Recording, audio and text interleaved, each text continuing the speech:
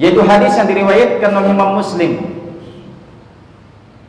An Jabir bin Abdullah radhiyallahu anhu qala sami'tu Rasulullah sallallahu alaihi wasallam yaqul. Jabir bin Abdullah radhiyallahu anhu mengatakan, aku mendengar Rasulullah sallallahu alaihi wasallam bersabda, man laqiyallaha la yusyriku bihi syai'an dakhala al-jannah. Barang siapa yang berjumpa dengan Allah Subhanahu wa taala dalam keadaan tidak mensekutukan Allah dengan sesuatu apapun, artinya dalam keadaan tidak melakukan kesyirikan, dakhala al-jannah, maka dia akan dimasukkan ke dalam surga. Wa man laqiyahu yusyriku bihi dakhalan nar.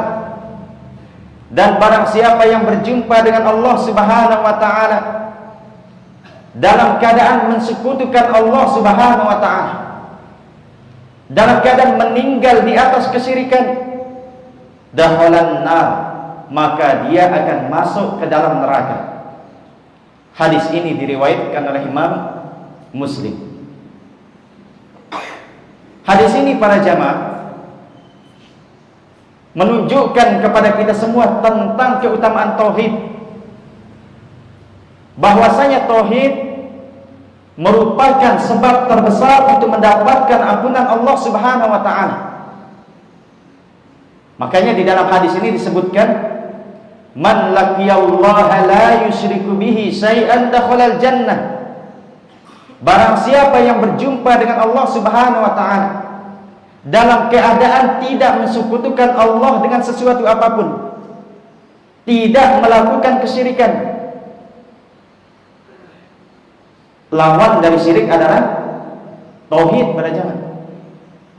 Artinya berjumpa dengan Allah dalam keadaan tidak mensekutukan Allah, berarti dalam keadaan apa? Mentauhidkan Allah Subhanahu wa taala. Dakhalal jannah, maka dia akan masuk ke dalam surga. Begitu juga disebutkan dalam hadis yang lain.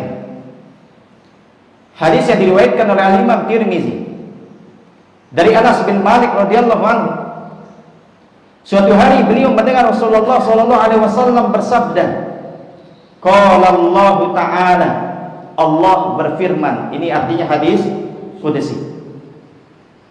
Ya bani Adam, law ataitani bi qurabil ardi khataya, summa laqitani la tusyriku bi syai'an, la ataituka bi qurabiha maghfiratan. Apa kata Allah Subhanahu wa taala di dalam hadis qudsi ini? Wahai anak Adam, seandainya engkau datang kepadaku dengan membawa dosa sebesar bumi, kemudian engkau berjumpa denganku dalam keadaan tidak mensekutukanku, berarti dalam keadaan mentauhidkan Allah Subhanahu wa taala. Apa kata Allah? La ataituka bi qurabiha maghfiratan. Niscaya aku akan datang kepadamu dengan membawa kebaikan sebesar itu juga. Sehingga para jamaah, tauhid merupakan sebab terbesar untuk mendapatkan ampunan Allah Subhanahu wa taala. Karena orang-orang yang mentauhidkan Allah Subhanahu wa taala di dunia, maka dia akan mendapatkan keamanan kelak di akhirat.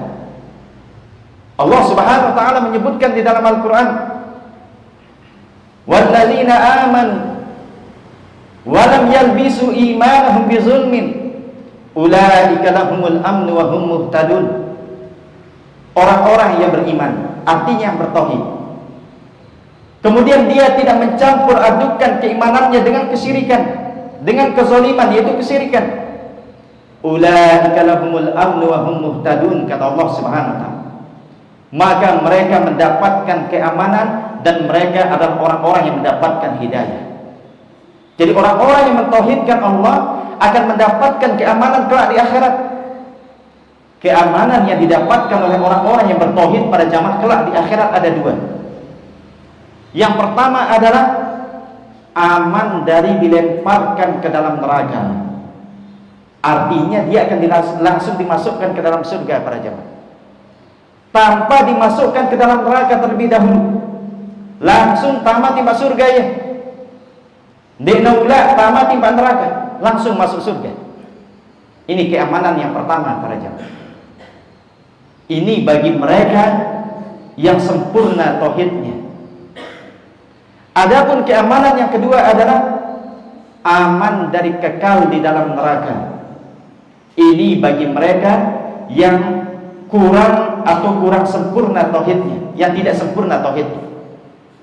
Artinya dia masih terjatuh dalam perbuatan dosa-dosa yang lainnya, dosa-dosa besar dan maksiat. Namun dia tidak meninggal di atas kesyirikan para jemaah, maka dia akan mendapatkan keamanan, aman dari kekal di dalam neraka.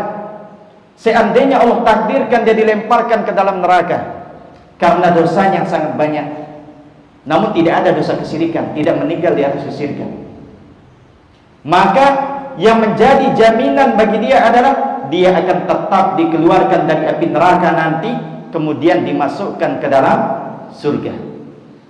Inilah dua keamanan yang didapatkan oleh orang-orang yang mentauhidkan Allah Subhanahu wa taala. Yang pertama, aman dari dilemparkan ke dalam neraka, artinya langsung masuk surga. Yang kedua adalah aman dari kekal di dalam neraka. Seandainya Allah takdirkan dia dilemparkan ke dalam neraka karena banyaknya dosanya, namun suatu kepastian bagi dia akan dikeluarkan dari api neraka, kemudian nanti akan dimasukkan ke dalam surga. Kemudian hadis ini juga para jamaah menunjukkan kepada kita semua tentang bahayanya kesyirikan, bahwasanya kesyirikan merupakan sebab seseorang dilemparkan ke dalam neraka dan kekal di dalam neraka. Karena syirik ini merupakan dosa besar yang paling besar para jemaah. Rasulullah SAW suatu hari mengatakan kepada para sahabatnya, "Ala unabbiukum bi akbaril kabair, ala unabbiukum bi akbaril kabair, ala unabbiukum bi akbaril kabair." Maukah aku kabarkan kepada kalian dosa besar yang paling besar? Maukah aku kabarkan kepada kalian dosa besar yang paling besar? Maukah aku kabarkan kepada kalian dosa besar yang paling besar? 3 kali Rasulullah mengatakan demikian. Para sahabat mengatakan, "Bala ya Rasulullah." Tentu wahai Rasulullah kami mau. Maka Rasulullah SAW mengatakan yang pertama, al-isyraku billah, mensekutukan Allah Subhanahu wa taala. Makanya orang-orang yang melakukan kesyirikan dan dia meninggal di atas kesyirikan, artinya belum tobat, sehingga apa? Dia meninggal di atas kesyirikan, dosa-dosanya tidak akan diampuni oleh Allah Subhanahu wa taala. Allah sendiri yang menyebutkan di dalam Al-Qur'an, "Innallaha la yaghfiru an yushraka bihi wa yaghfiru ma duna dzalika liman yasha." Sesungguhnya Allah Subhanahu wa taala tidak akan mengampuni dosa orang yang mensekutukannya, dan akan mengampuni dosa selain itu bagi siapa? Bagi siapa saja Allah kehendaki. Ini bahaya kesyirikan para jemaah. Kalau seseorang meninggal di atas kesyirikan, dilemparkan ke dalam neraka dan dia kekal di dalam neraka, dan dia tidak akan pernah keluar dari api neraka kalau dia meninggal di atas syirik besar. Bahkan orang-orang yang melakukan kesyirikan dan meninggal di atas kesyirikan, haram baginya masuk ke dalam surga, dia kekal di dalam neraka. Sebagaimana disebutkan dalam sebuah ayat, "Innahu man yusyrik billah faqad haramallahu alaihi al-jannah wa ma'wahu an-nar wa ma liz-zalimin min ansar." Sesungguhnya orang-orang yang menyekutukan Allah Subhanahu wa taala, Allah haramkan baginya surga. Berarti kalau haram baginya surga para jemaah, kekal di dalam neraka, itu artinya. Wa ma'wahun nar, tempatnya berada di neraka. Wa ma lizzalimin min ansar, tidak ada penolong bagi orang-orang zalim. Orang yang terjatuh dalam kesyirikan para jemaah, ya, berarti dia telah terjatuh dalam kezaliman yang paling besar. Ya. Makanya Allah Subhanahu wa taala menyebutkan, "Inna syirka la zulmun azim." Sesungguhnya kesyirikan itu merupakan kezaliman yang paling besar. Yang namanya zalim para jamaah, meletakkan sesuatu bukan pada tempatnya. Itu yang disebut dengan zalim. Allah menciptakan kita untuk beribadah kepadanya. Allah memberikan kita semua rezeki. Allah berikan kita nikmat sehat. Allah berikan kita nikmat makanan.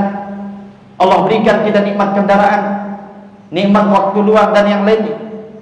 Itu semata-mata Allah berikan kepada kita semua agar kita gunakan untuk membantu kita beribadah kepada Allah Subhanahu wa taala.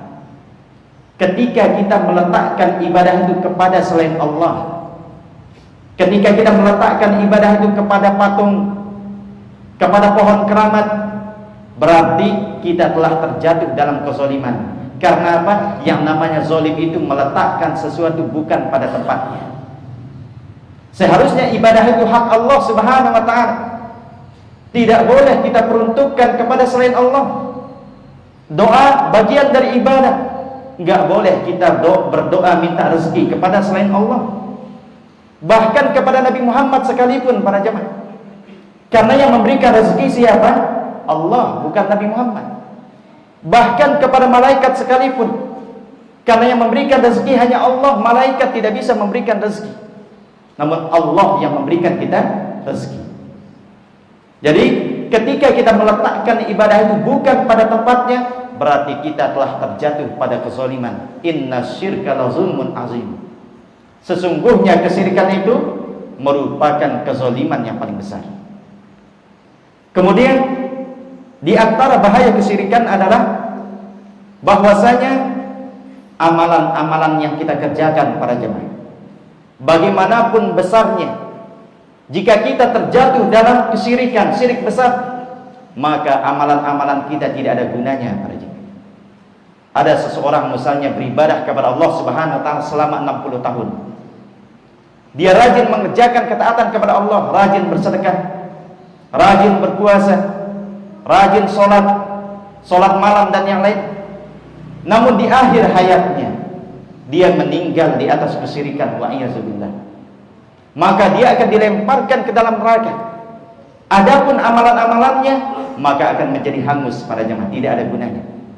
Makanya Allah Subhanahu wa taala mengatakan kepada Nabi kita Muhammad sallallahu alaihi wasallam, "La in asyrakta la yahbatanna 'amaluk." Jika engkau melakukan kesyirikan wahai Muhammad, amalan-amalanmu akan menjadi hangus semuanya. Tidak ada gunanya para jemaah. Inilah bahaya kesyirikan. Syekh di sini mengatakan, al-kalamu 'alal hadis min wujuhin.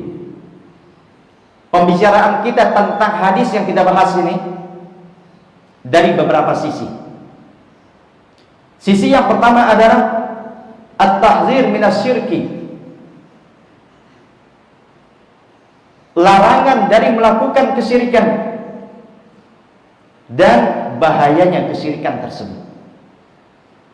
Sahabat Ibnu Abbas radhiyallahu anhu mengatakan, "Inna syirka faza'at minhu samawati wal ardu wal jibal." Sesungguhnya yang namanya kesyirikan ini para jamaah, langit-langit ini pada takut darinya.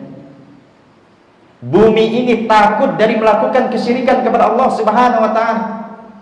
Dan gunung-gunung ini juga takut melakukan kesyirikan para jemaah. Wa jami'ul khalaiq illa saqalain. Semua makhluk yang ada di dunia ini takut melakukan kesyirikan, takut mensekutukan Allah Subhanahu wa taala, kecuali hanya dua golongan yang tidak ada takutnya para jemaah, yaitu jin dan manusia. Mereka tidak takut melakukan kesyirikan, lancang bahkan melakukan kesyirikan kepada Allah Subhanahu wa taala. Adapun semua makhluk langit yang besar ini, bumi yang besar ini, gunung-gunung yang besar ini, semua makhluk ia takut melakukan kesyirikan kepada Allah Subhanahu wa taala. Kenapa ia takut para jamaah? Karena saking besarnya keagungan Allah tabaraka wa taala. Kecuali dua makhluk, dua golongan yang tidak takut dan bahkan lancang melakukan kesyirikan tersebut, walaupun mereka mengetahuinya, yaitu manusia dan jin. Makanya Allah Subhanahu wa taala mengatakan tentang manusia, ya, innahu kana zaluman jahula. Sesungguhnya manusia ini apa? Zalim mereka itu dan jahil. Mereka manusia ini zalim dan jahil, kata Allah Subhanahu wa taala. Allah Subhanahu wa taala menyebutkan, "Inna aradna al-amanata 'ala as-samawati wal ardi wal jibal fa abaina an yahmilnaha wa asfaqna minha wa hamalaha al-insan innahu kana zaluman jahula."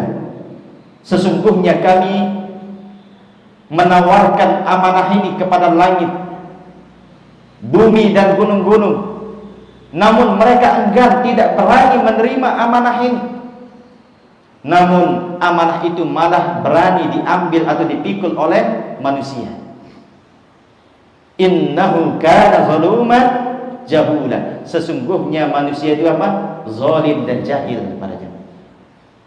Jadi langit-langit yang besar ini, bumi, gunung-gunung ini takut melakukan kesyirikan. Karena apa? Karena keagungan Allah Subhanahu wa taala yang sangat besar. Makanya seorang ulama yang bernama Bishr bin al-Haris Al-Hafi rahimahullah ta'ala, beliau mengatakan, "Lau tafakkarun nas fi 'azamatillahi ta'ala lama asaw." Seandainya manusia ini memikirkan tentang keagungan Allah Subhanahu wa taala, niscaya mereka tidak akan berani bermaksiat kepada Allah Subhanahu wa taala. Gunung takut melakukan kesyirikan karena apa? Karena sangat menyadari tentang keagungan Allah. Semua makhluk ini mengetahui tentang keagungan Allah. Bahkan kita sebagai manusia tahu tentang keagungan Allah. Namun apa? Innahu kana zaluman jahula. Manusia itu zalim dan jahil, lancar melakukan kesyirikan, padahal dia tahu bagaimana dahsyat dan mengerikannya atau bahayanya kesyirikan tersebut. Inilah dia manusia. Wa kama la yanfa' ma'asyirki ihsanul musyrik, kadzalika narju an yaghfirallahu dzunubal muwahhidin. Sebagaimana tidak akan bermanfaat kebaikan-kebaikan orang-orang yang melakukan kesyirikan, maka begitu juga kita berharap kepada Allah. Allah mengampuni orang-orang yang mengampuni dosa orang-orang yang mentauhidkan Allah Subhanahu wa taala. Artinya para jamaah, orang-orang yang melakukan kesyirikan dan meninggal di atas kesyirikan, maka bagaimanapun besarnya ibadahnya, bagaimanapun rajinnya dia sholat, bagaimanapun rajinnya dia bersedekah, membantu orang miskin, maka ibadahnya tidak akan diterima oleh Allah Subhanahu wa taala. Contohnya adalah seorang yang bernama Hatim At-Ta'i. Hatim At-Ta'i ini pada jemaah bapak dari Adi bin Hatim At-Ta'i. Adi ini masuk Islam anaknya. Ya, Adi masuk Islam. Ya, dia beriman kepada Allah dan Rasulnya. Bapaknya bernama Hatim At-Ta'i. Suatu hari Hatim At-Ta'i pernah bertanya kepada Rasulullah SAW tentang bapaknya. Dia mengatakan, "Wahai Rasulullah, sesungguhnya bapak saya dahulu adalah orang yang menyambung tali silaturahmi, orang yang memuliakan tamu dan selalu memberikan orang miskin makan. Apakah dia mendapatkan pahala dari kebaikan-kebaikan yang dia kerjakan?" Apa kata Rasulullah SAW? "Inna abaka arada amran fa'adrakahu, yakni azikr." Sesungguhnya bapakmu dahulu, dia melakukan kebaikan, menginginkan sesuatu, maka dia pun telah mendapatkan sesuatu tersebut. Apa yang dimaksud sesuatu di sini para jemaah? Pujian. Jadi Hatim At-Ta'i, dia selalu menyambung tali silaturahmi. Ya. Kemudian dia memuliakan tamu, memberikan orang-orang miskin makan. Tujuannya apa? Ingin mendapatkan pujian manusia.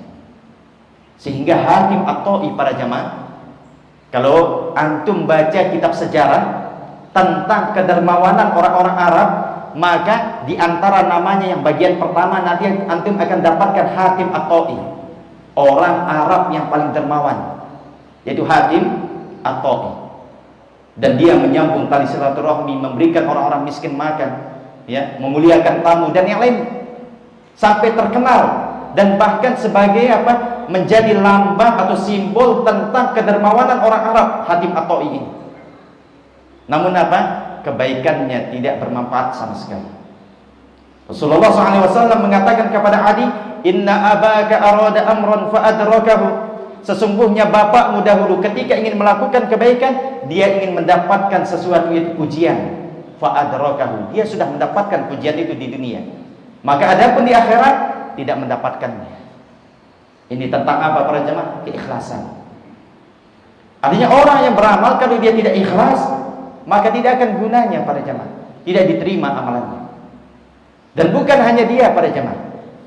Suatu hari Aisyah radhiyallahu anha pernah bertanya kepada Rasulullah SAW tentang seseorang yang bernama Ibnu Jada'an. Aisyah radhiyallahu anha mengatakan, "Ya Rasulullah, Ibnu Jada'an kana fil jahiliyah yasilur rahim wa yut'imul miskin, fahal dzalika nafi'un?"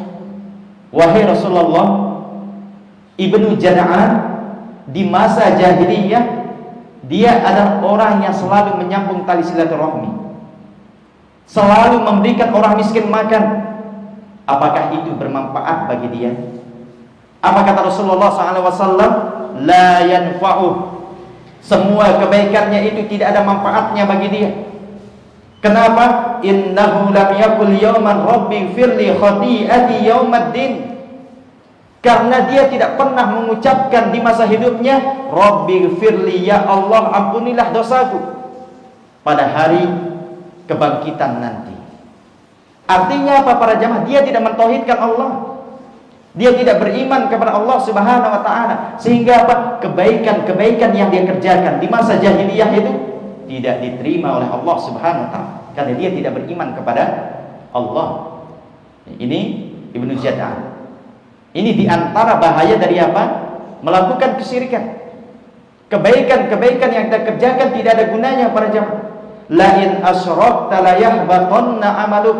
Apabila kalian melakukan kesyirikan, amalan-amalan kalian akan menjadi hangus. Itulah sebabnya kenapa para nabi alaihi wassalatu wassalam selalu memulai dakwahnya dengan dakwah tauhid. Agar apa para jamaah? Agar ibadah orang-orang ini tidak sia-sia. Coba sekarang kalau tidak ada yang menegakkan tauhid, ya, mengajak orang sholat, ya, para nabi misalnya memulai dakwahnya dengan mengajak orang sholat atau melakukan ibadah-ibadah yang lain, tidak mengajak apa? Melakukan tauhid. Artinya apa? Ibadahnya tidak akan diterima. Percuma kita sholat puluhan tahun, puasa puluhan tahun, ya, bertahun-tahun kita melakukan ibadah, namun tidak ada gunanya. Itulah sebabnya kenapa para nabi selalu mendakwahkan tauhid ini yang pertama. At-tauhidu awwalan law kanu ya'lamun. Tauhid yang pertama seandainya mereka mengetahui. Agar apa? Ibadah kita tidak sia-sia para jamaah. Ya, kita lelah-lelah beribadah, lelah sholat, lelah puasa, namun apa? Tidak ada gunanya. Kenapa? Tetap melakukan kesyirikan. La in asyrakta la yahbatanna amaluk. Jika kalian melakukan kesyirikan, amalan-amalan kalian akan menjadi hangus. Kemudian pembicaraan yang kedua di sini adalah tentang makna syirki wa fihi fawaid. Makna syirik, dan di sini ada beberapa faedah. Apa yang dimaksud dengan syirik para jamaah? Syirik secara istilah adalah taswiyatu ghairillahi billah fima huwa min khasa'isillahi ta'ala.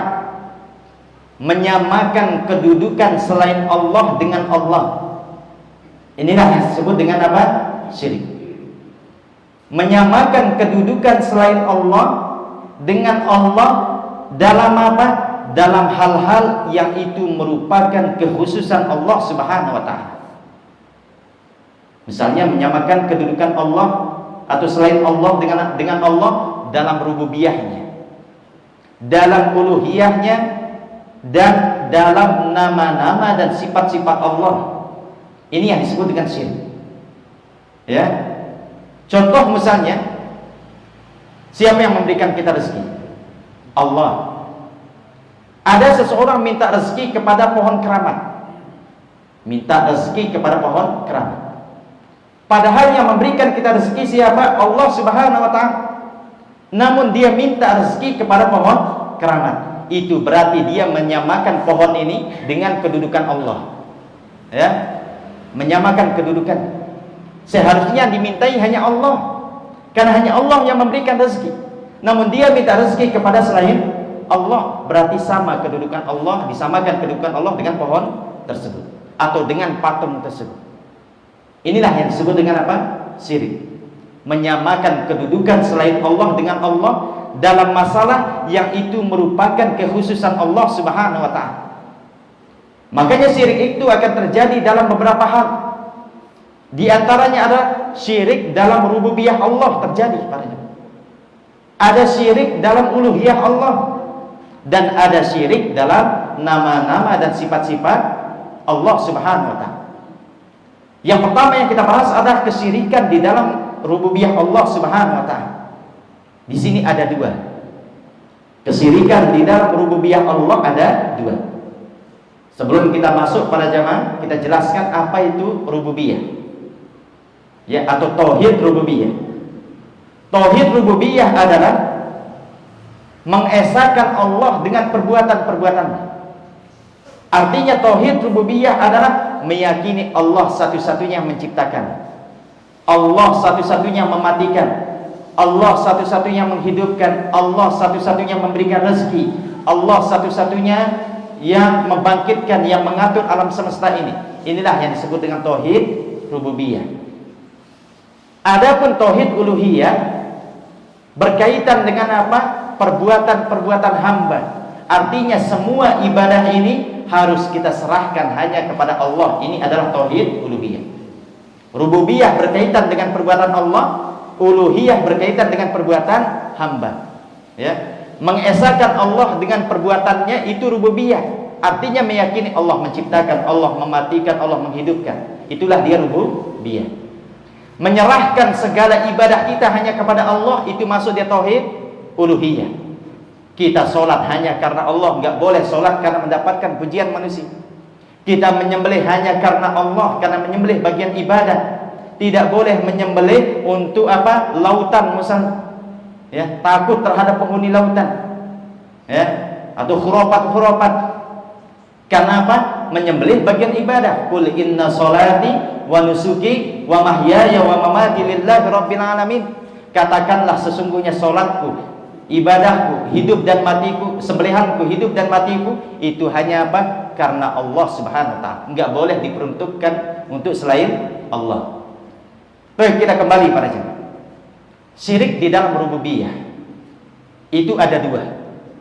Ya. Yang pertama syirik at-ta'til, pengingkaran.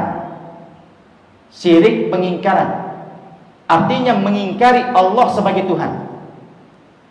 Ini yang pertama. Mengingkari Allah sebagai Tuhan. Ya. Inilah kesyirikan yang dilakukan oleh Fir'aun. Yaitu syirik apa? Pengingkaran. Ya. Fir'aun mengatakan, wa qala Fir'aun wa ma rabbul alamin. Fir'aun berkata, apa yang dimaksud dengan Rabbul Alamin? Apa itu Tuhan? Itu kata Fir'aun. Bahkan Fir'aun mengatakan, ma alimtu lakum min ilahin ghairi.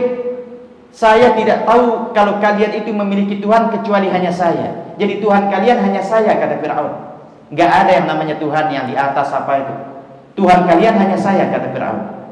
Jadi dia mengingkari Tuhan, yaitu Allah Subhanahu wa taala. Kemudian bahkan Fir'aun mengatakan, ana rabbukumul a'la. Saya adalah Tuhan kalian yang maha tinggi. Ini adalah syirik apa? Ta'til di dalam rububiyah. Mengingkari Allah itu ada. Artinya mengingkari Allah sebagai Tuhan, mengingkari Allah sebagai pencipta. Ya. Itu adalah syirik at-ta'til, syiriknya Fir'aun. Syirik yang kedua adalah syirik orang-orang yang menjadikan adanya Tuhan selain Allah Subhanahu wa taala. Artinya dia mengimani adanya Allah Subhanahu wa taala. Allah itu Tuhan. Namun dia juga apa? mengimani ada Tuhan yang lain selain Allah. Ini adalah syirik yang kedua dalam apa? Syirik rububiyah. Dia mengimani Allah Tuhan, tapi dia juga beriman ada Tuhan yang lain. Ini seperti apa syiriknya orang-orang Majusi yang mengatakan Allah yang menciptakan dunia ini dua Tuhan. Kata orang-orang Majusi. Jadi pencipta ini ada dua, bukan hanya Allah.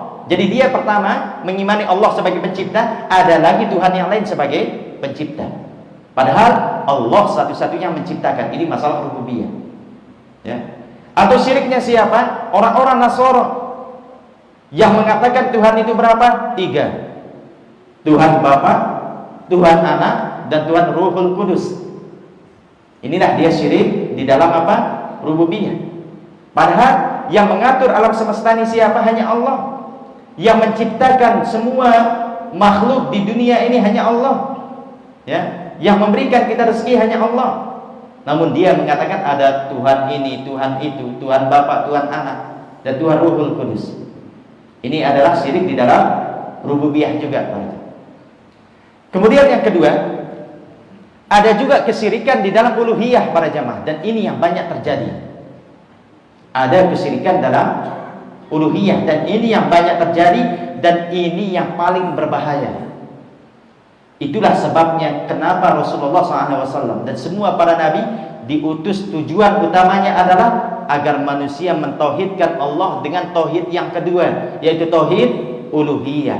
Artinya mengajak manusia beribadah hanya kepada Allah, mengajak manusia meminta hanya kepada Allah, bertawakal hanya kepada Allah, ya, minta rezeki hanya kepada Allah.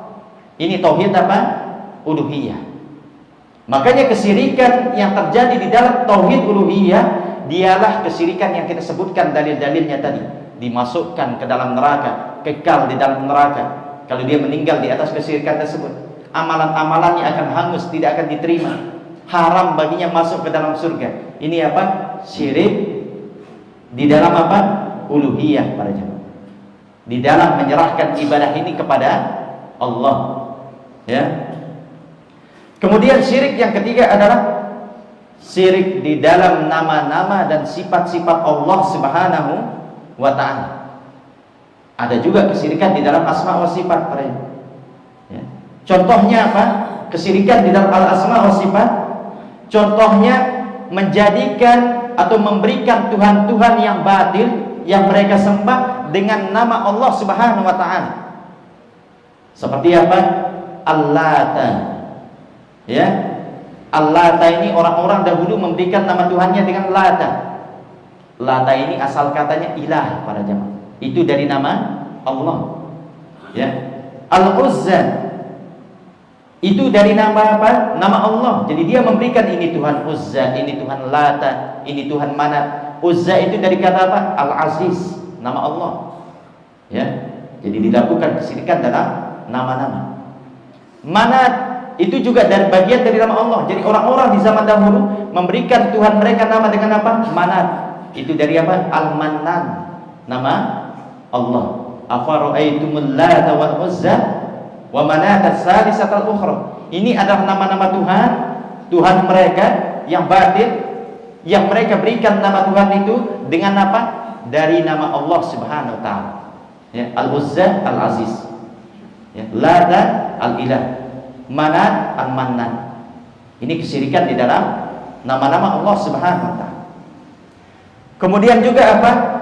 Seperti kesyirikan orang-orang al-musabbihah. Musabbihah ini para jamaah kelompok yang menetapkan sifat bagi Allah namun menyamakan sifat Allah dengan sifat makhluknya. Ini kelompok namanya kelompok musabbihah. Ya. Di dalam masalah nama-nama dan sifat-sifat Allah para jamaah, manusia terbagi menjadi 3 kelompok. Ada namanya kelompok musabbihah, kelompok yang menetapkan sifat-sifat bagi Allah Subhanahu wa ta'ala namun menyamakan sifat tersebut dengan sifat makhluknya. Mereka mengatakan Allah punya tangan, tangan Allah sama dengan tangan saya. Allah turun ke dunia seperti turunnya saya dari tangga ini. Itu kata mereka. Ya. Kelompok yang kedua adalah kelompok al-mu'attilah. Kelompok orang-orang yang mengingkari sifat-sifat Allah. Kalau tadi menetapkan sifat bagi Allah namun menyamakannya dengan sifat makhluk. Kelompok yang kedua ini dia mengingkari sifat-sifat Allah. Sebagian mereka mengingkari semua nama dan sifat Allah. Ada yang menetapkan ya nama tanpa sifat.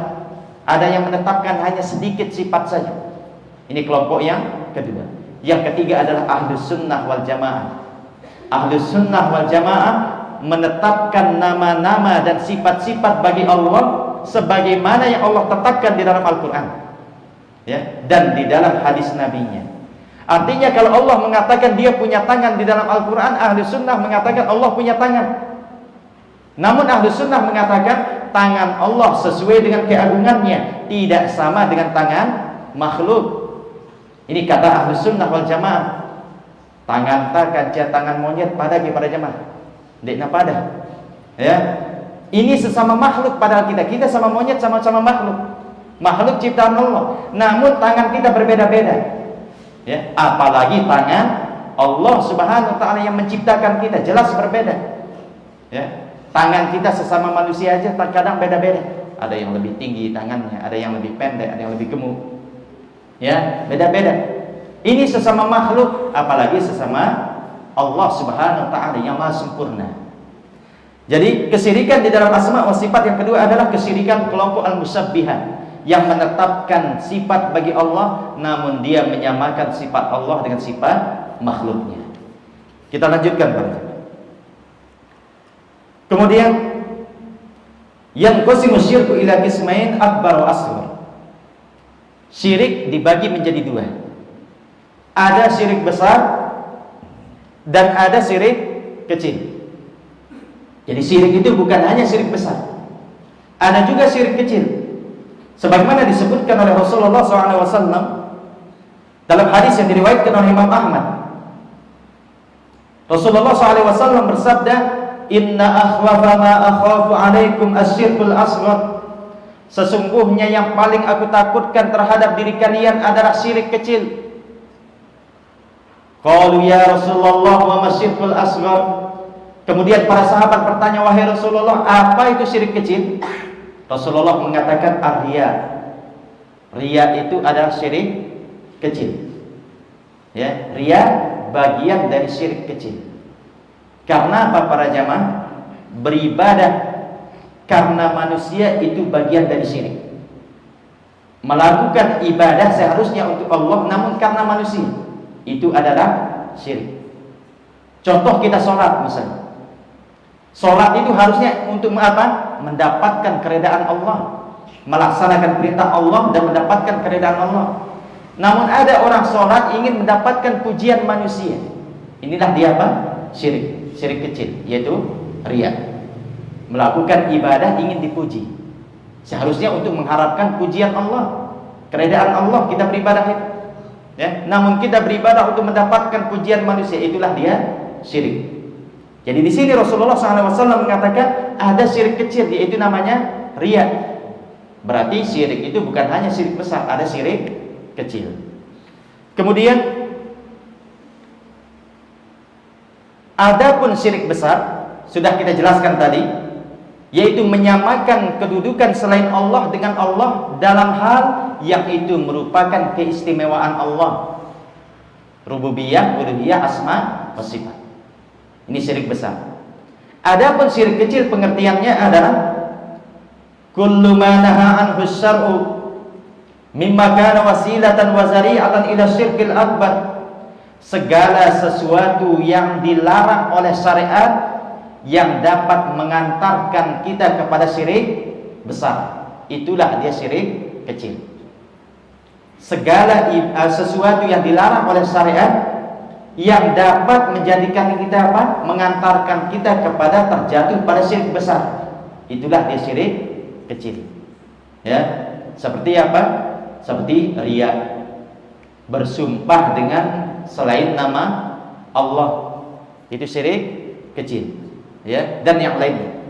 Atau contohnya juga tatoyur, Tatoyur itu orang-orang zaman dahulu para jamaah anggapan sial dengan burung. Ini tatoyur. Zaman dahulu dia biasa anggapan sialnya dengan burung. Kalau ada burung ini lewat, ini nggak jadi kita berangkat ini kerja ini, udah pulang. Ini tanda sial ini. Ya. Kalau ada burung ini lewat, suaranya atau bagaimana, akhirnya, oh ini tanda hari bagus nih, harus semangat.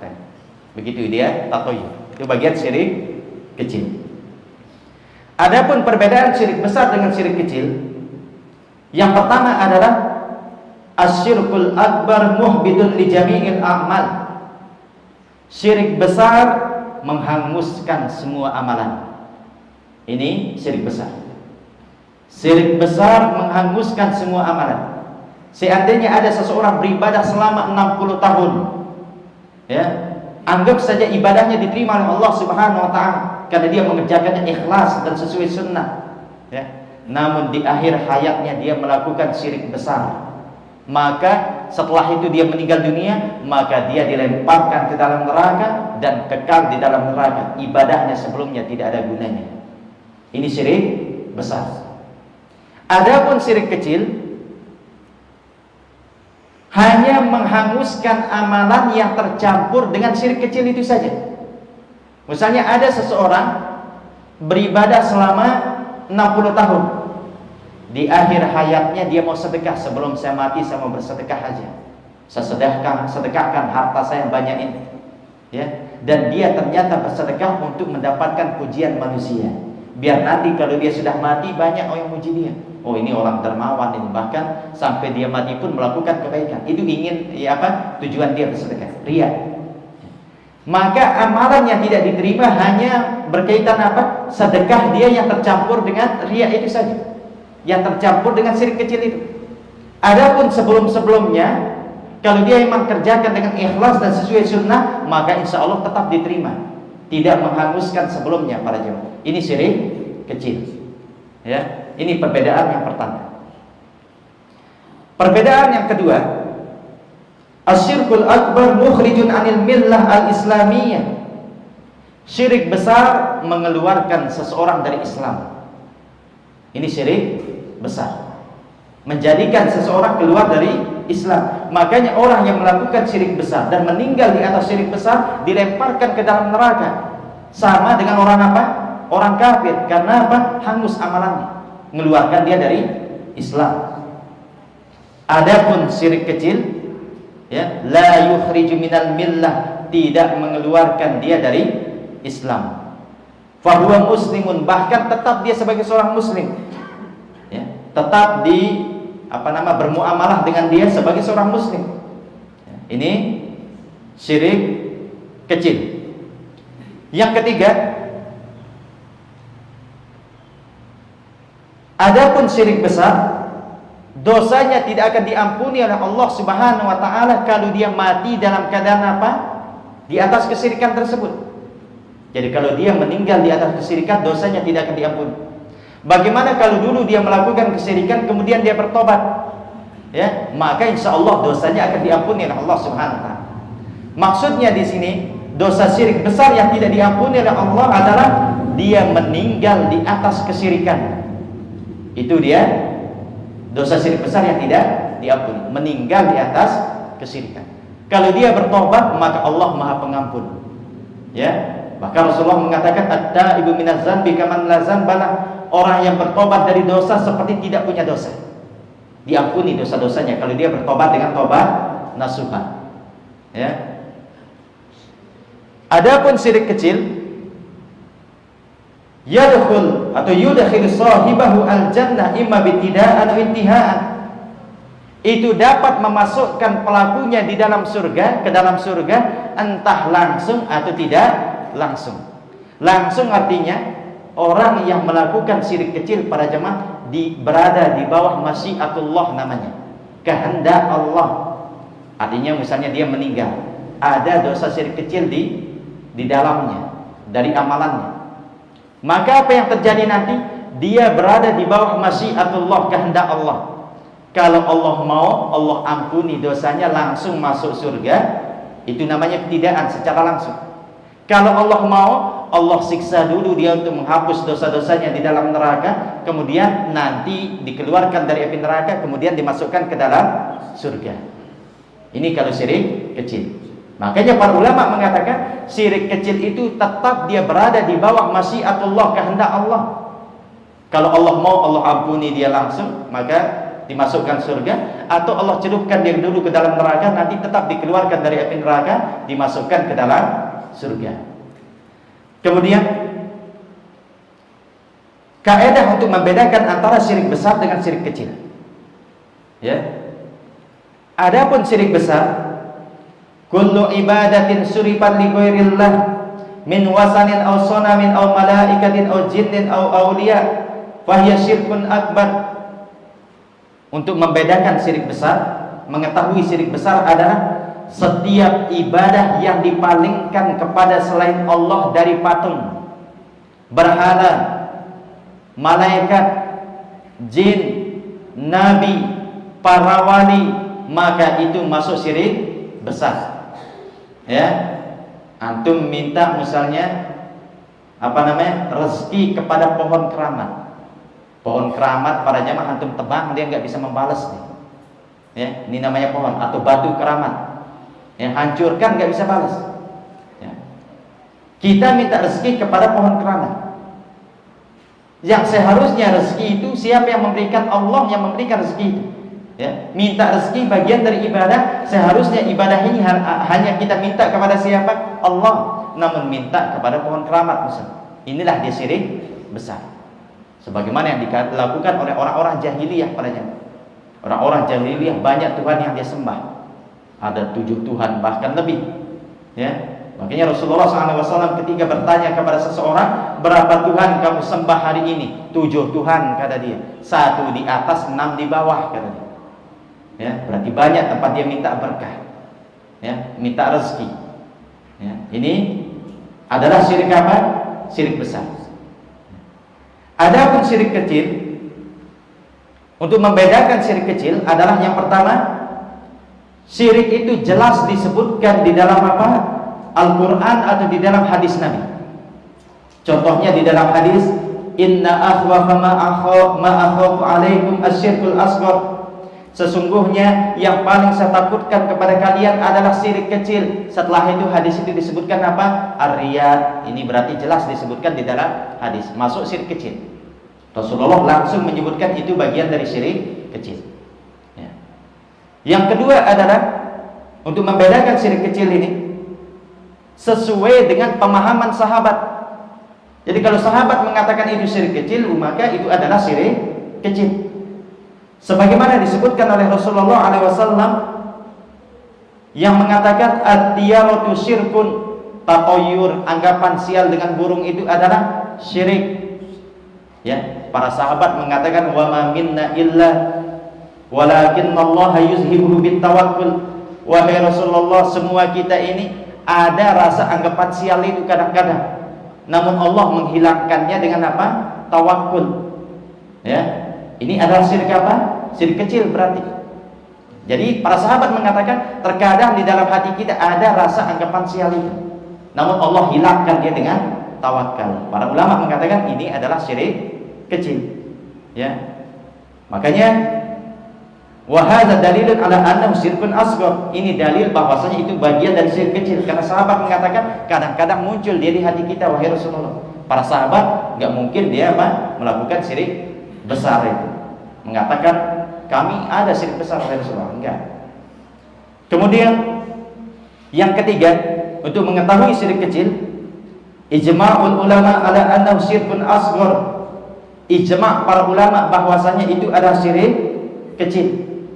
Ya, di antara syirik-syirik kecil para jamaah seperti apa? Bersumpah dengan selain nama Allah, itu syirik kecil. Kemudian yang terakhir untuk mengetahui syirik kecil, ya, lihat dalil para jamaah.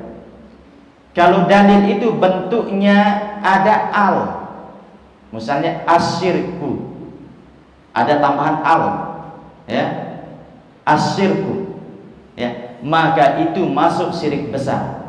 Kalau dia nakirah dalam bahasan apa ilmuannya, namunya Kalau dia nakirah nggak ada alnya, maka rata-rata kebanyakan itu adalah masuk syirik kecil. Contoh para jamaah, ya, Rasulullah SAW mengatakan, bainal abdi wa bainas syirki asyirki, ada al tarkus sholat, antara seorang hamba dan kesirikan itu adalah meninggalkan sholat. Ya, yang dimaksud di sini ada asyirki, ada alnya, di sini ada syirik besar. Contoh yang tidak ada alnya, at-tiyaratu syirkun, nggak ada alnya. At-tiyaratu syirkun, nggak ada alnya. Masuk berarti di sini apa? Tatoyur itu adalah syirik kecil. Kalau ada alnya berarti dimasukkan itu maksudnya syirik besar. Ini kebanyakan kata para ulama di dalam hadis-hadis. Ya, kebanyakan. Ini kaidahnya. Kemudian sudah azan padanya. Lanjut sedikit lagi ya. Kemudian apakah syirik kecil itu masuk di bawah masyiatullah, kehendak Allah? Ya. Para ulama mengatakan anna syirkal asghar tahtal masyiah. Syirik kecil itu masuk di bawah masyiah. Ya, tetap dia masuk di bawah masyiah. Artinya yang dimaksud masyiah adalah kehendak. Artinya kalau dia meninggal di atas syirik kecil, riya misalnya, dia sedekah terakhir hayatnya itu untuk mendapatkan pujian manusia, syirik kecil. Ya. Ada syirik kecil di riwayat hidupnya. Ya. Maka dia masuk di bawah masyiah. Masyiah itu kehendak Allah. Kalau Allah mau, Allah ampuni dia. Kalau Allah mau, Allah apa? Allah masukkan dia dulu ke dalam neraka. Jadi kalau Allah mau, Allah ampuni dosanya, masukkan ke dalam surga. Kalau Allah mau, Allah celupkan dia dulu ke dalam neraka karena syirik kecil itu, kemudian nanti dikeluarin dari api neraka, dimasukkan ke dalam surga. Beda dengan syirik besar padanya. Kalau dia meninggal di atas syirik besar, nggak ada kata kalau Allah mau, artinya dia akan dilemparkan ke dalam neraka secara langsung dilemparkan ke dalam neraka, karena itu sudah disebutkan di dalam ayat-ayat oleh Allah Subhanahu wa ta'ala.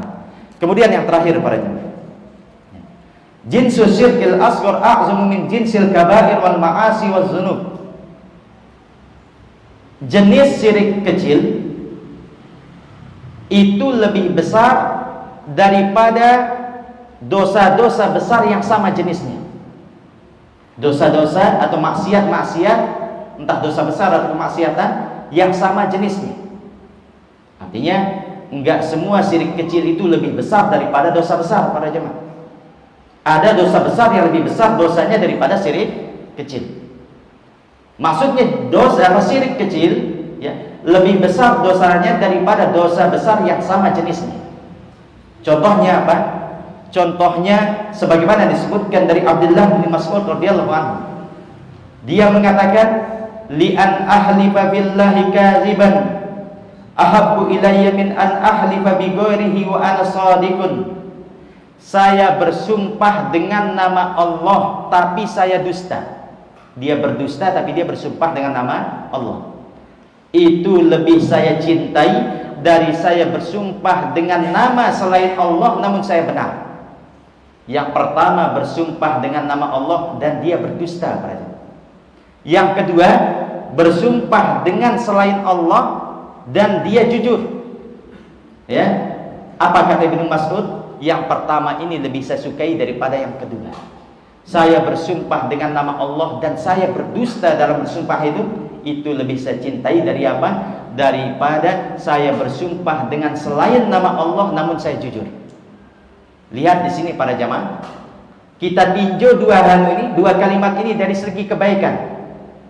Di sini kebaikan yang pertama bersumpah dengan nama Allah, berarti bertauhid. Ya, bersumpah dengan nama Allah. Ini kebaikan yang didapatkan. Dosa yang didapatkan apa? Dusta. Yang kedua, dia bersumpah dengan nama selain Allah. Berarti apa? Syirik kecil. Shadikun, dan dia jujur. Kalau kita hitung-hitung kebaikan, dia mendapatkan kebaikan apa? Jujur. Kita lihat kebaikan dari kedua ini para jemaah. Kalimat pertama dia mendapatkan kebaikan karena apa? Bersumpah dengan nama Allah, bertauhid. Yang kedua mendapatkan kebaikan dari jujurnya. Adapun dari sumpahnya dia bersumpah dengan nama selain Allah. Mana yang lebih besar, kebaikan tauhid apa kebaikan jujur? Tauhid. Ya. Kebaikan tauhid. Adapun dosa sekarang. Yang pertama dosa karena apa? Berdusta. Lihat ucapannya, saya bersumpah dengan nama Allah saya berdusta. Dia mendapatkan dosa apa? Dusta. Yang kedua, bersumpah dengan nama selain Allah dan dia jujur. Dari dosanya, di sini dapat dosa dusta, di sini dapat dosa apa? Dosa syirik, syirik kecil. Bersumpah dengan selain nama Allah. Mana yang lebih ringan? Yang pertama. Ya, makanya para ulama mengatakan, ya, syirik kecil, ya jenis syirik kecil lebih besar daripada apa? Dosanya daripada dosa besar yang jenisnya sama. Seperti apa? Bersumpah dengan apa namanya? Nama Allah dengan bersumpah dengan nama selain Allah. Ya, bersumpah dengan nama selain Allah. Ya, sebagaimana kita sebutkan tadi, ya, kata Ibnu Mas'ud, saya bersumpah dengan nama Allah namun saya dusta, lebih saya cintai daripada apa? Bersumpah dengan nama selain Allah namun saya jujur. Wal maqsudu anna qawla ahli ilmi inna syirkal asghar akbar minal kaba'ir. Maksud ucapan ahli ilmi bahwasanya syirik kecil lebih besar daripada dosa besar, yakni mimma huwa min jinsihi kal halif, yaitu yang sama jenisnya seperti sumpah. Fal halifu bi ghairillah akbar minal halif billah. Bersumpah dengan apa? Dengan selain Allah lebih besar daripada dosanya daripada bersumpah dengan nama Allah namun berdusta. Lihat apa kata Syekh di sini setelahnya. Wa jinsu syirki min akbar a'zam min jinsil kaba'ir wa la yalzam min zalika an yakuna kullama qila innahu syirkun asghar yakunu a'zam min kullil kaba'ir. Ini tidak menunjukkan bahwasanya syirik kecil itu lebih besar daripada semua dosa besar. Namun apa di sini maksudnya? Contohnya, ya. Contohnya di sini adalah bahwasanya malam ya'ti mislu fi ba'di anwa'i syirkil asghar ka qatlil muslim bahwa asyaddu isman minal halif bi ghairillah. Contoh dosa besar lebih besar daripada syirik kecil. Contohnya apa? Membunuh seorang muslim, ya, tanpa haknya. Itu dosanya jelas dosa besar ini. Membunuh orang muslim tanpa haknya dosa besar. Ya, itu lebih besar dosanya daripada apa? Bersumpah dengan selain nama Allah. Bersumpah dengan selain nama Allah syirik kecil. Membunuh orang muslim tanpa haknya dosa besar. Para ulama mengatakan dosa besar membunuh ini lebih besar daripada apa? Bersumpah dengan selain nama Allah. Jadi yang dimaksud di sini adalah syirik kecil itu lebih besar daripada dosa besar, yaitu yang sama jenisnya seperti bersumpah dengan selain nama Allah dengan bersumpah dengan nama Allah namun dusta. Dustanya dosa. Ya, wallahu taala a'lam. Tapi para jamaah yang dirahmati Allah Subhanahu wa taala, ya. Inilah yang dapat kita sampaikan pada kesempatan kali ini. Adapun faedahnya yang enggak keluar dari pembahasan kita tadi. Yang pertama, tauhid merupakan sebab terbesar untuk mendapatkan ampunan Allah. Yang kedua adalah orang yang mentauhidkan Allah akan mendapatkan keamanan nanti di akhirat. Aman dari dilemparkan ke dalam neraka dan aman dari kekal di dalam neraka. Kemudian peringatan dan bahayanya apa? Kesyirikan.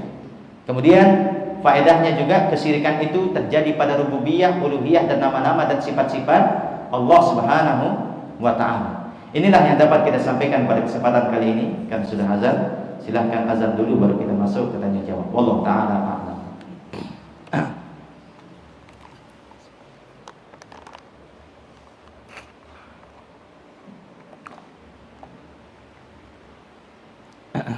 Allah